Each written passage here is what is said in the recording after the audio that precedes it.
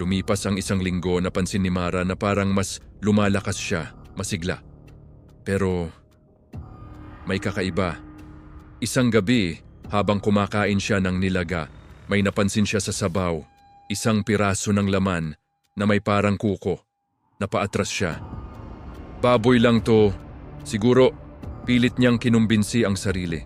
Kinabukasan, hindi siya kumain, pero sumakit ang ulo niya, nahilo, para bang may kulang sa kanya pagdating ng gabi.